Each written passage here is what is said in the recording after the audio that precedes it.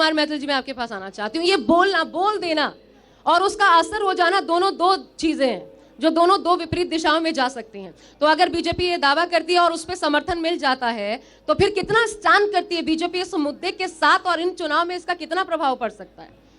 धन्यवाद आशा जी। मेरा नाम सूर्य प्रकाश मैथिल है, सूर्य कुमार जी।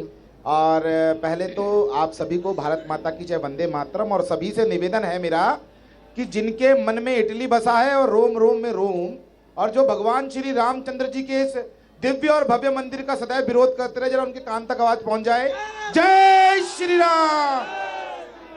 धन्यवाद। देखिए, आपने अभी कहा कॉपीराइट, तो मैं सबसे पहले कुछ तथ्य यहां रख देना चाहता हूं ताकि उससे सब चीजें क्लियर हो जाएंगी। आपने शुरुआत में कहा 89 में शिलान्यास की तैयारी थी, तो मुझे इतना बता दीजिए कि आखिर क्यों नरसिंह राव जी ने जब कलंक को साफ किया गया इस बाबरी को, तो उसके बाद कहा, ऑन रिकॉर्ड है ये तो, कि हम दोबारा से वहां मस्जिद बनवाएंगे। और मैं आपसे पूछना चाहता हूं कि आप चलिए राम मंदिर की बात करते हैं, धारा 370, एक देश में दो प्रधान, दो संविधान, दो विधान, इसका भी सदैव भारतीय जनता पार्टी ने विरोध किया। और आज जो आयोजन इसमें हो रहा है अयोध्या जी में, मैं साधुवाद देता हूं आज समाजवादी पार्टी को। चलिए, ऐसे ही प्रवक्ता अगर समाजवादी पार्टी के पास होंगे तो शायद उनकी इज्जत बच जाए।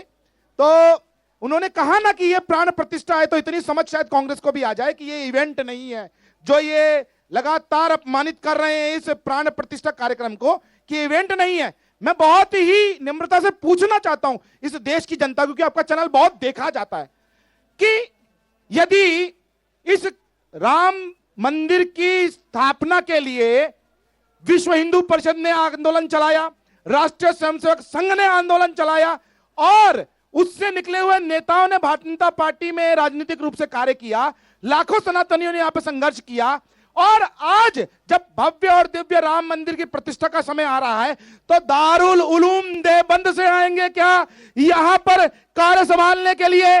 आईएसआईएस और तालिबान आएगा क्या यह व्यवस्था संभालने के लिए? या समाजवादी पार्टी के लोग आएंगे जिन्होंने गोलियां चलवाई थी? नहीं, अरे वही तो आएंगे जो राम मंदिर के लिए कहते थे बच्चा बच्चा राम का और जन्मभूमि के काम का। अरे राम लला हम आएंगे और मंदिर भव्य बनाएंगे। जो लोग 22 नवंबर को गोलियां खाए, 20 सेकंड और 22 नवंबर को जिन्होंने गोलियां खाई, उसके अलावा 30 नवंबर को गोलियां खाई, फिर 2 नवंबर को गोलियां खाई, उन लोगों को ही तो सबसे ज्यादा खुशी है जो लोग लाखों की संख्या में ठट के ठट यहां आए। तो मेरा निवेदन है आपके माध्यम से कांग्रेस को कि राम सबके हैं, राम उसके भी हैं जो नास्तिक है। एक बार उनकी शरण में आइए, नाक रगड़िए, अपने पापों का प्रायश्चित कीजिए और राम की शरण में आ जाइए।